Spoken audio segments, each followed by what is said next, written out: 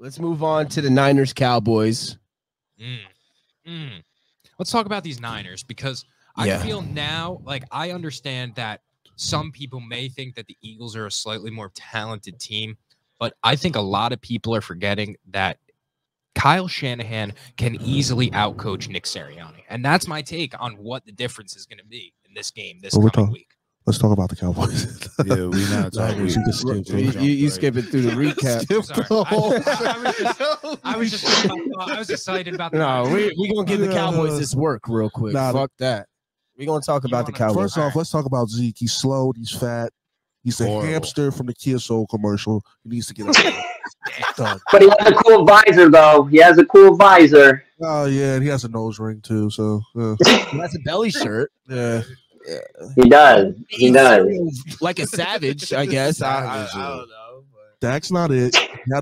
Dak literally had an interview saying the keys to win this game is not to turn the ball over so much. I literally said it. I said, he throws a pick. I was just like, going to be a long What? He throws 2 picks in the game? It's going to be a long game. Said it. Knew it. And we're not going to get that same Tony Pollard either with that broken fibula. Parsons is mid.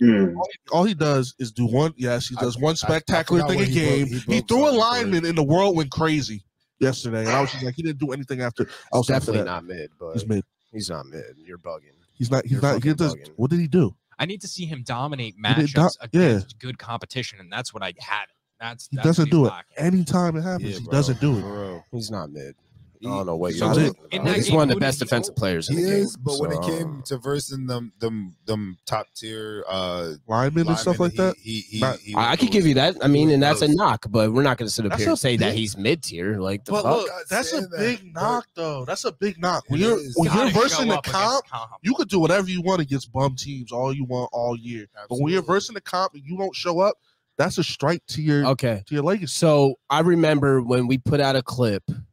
And I was talking shit about the Cowboys. And I said Aaron Donald was better than Micah Parsons as far as like the best defensive player in the league. Cowboys fans fucking set me on fire in the comments because they claim, because I said, oh, Micah doesn't get doubled and tripled the way Aaron Donald does yet.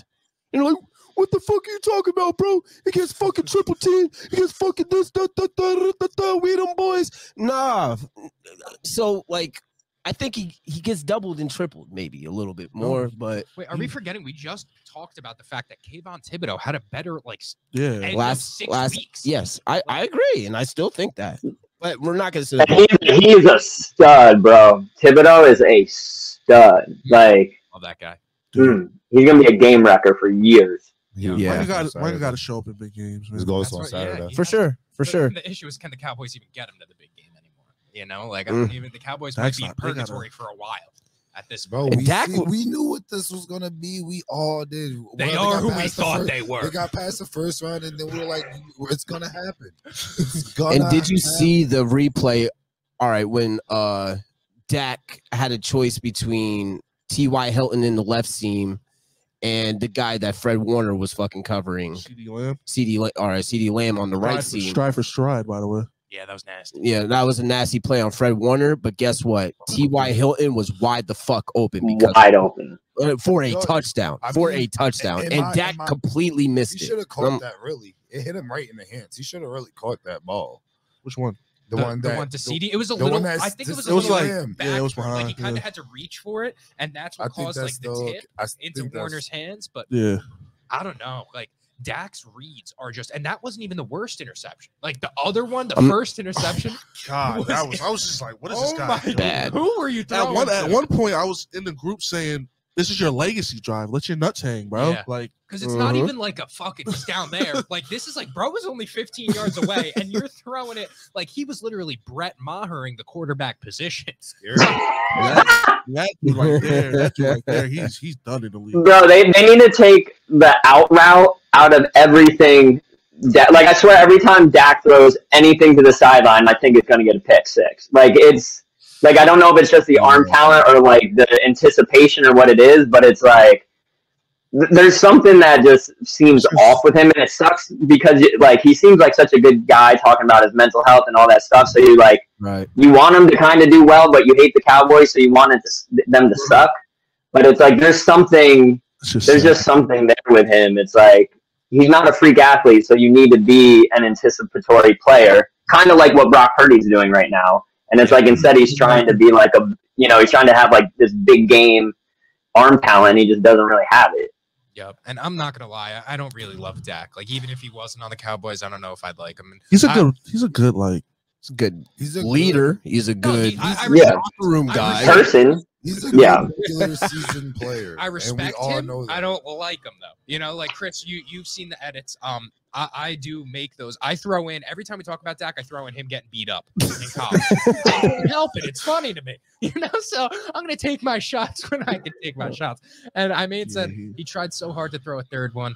And double R, it's gonna come out. Yeah, that was eye surgery, like some Jameis. That was the legacy drive. Like the first play on the legacy drive, he almost threw a game-ending pick. I'm like, yo, this guy is crazy. Like, well, we know what it is every time with this guy. It's I mean, he's been really injury prone over the past couple of years, and I think these injuries has slowed him down as far as like movement work, IQ, even as well.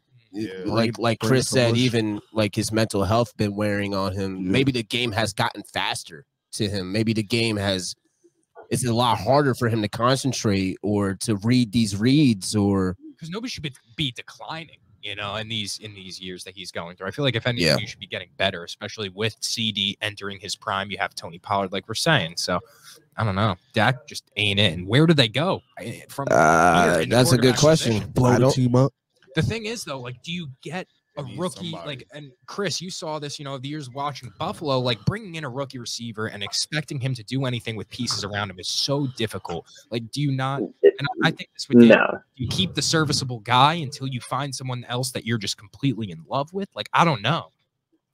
Well, and the thing with Dak too, though, he's had like a bunch of surgeries. You know what I mean? Like, I think he had that thumb surgery like not too long, and it's like those sort of things add up. But like what you're saying in the draft, and are the Cowboys ever going to have a good enough draft pick to go out and get a Jamar Chase or somebody like that, or are you going to have to hope to hit on a flyer of like a late first round, early second round?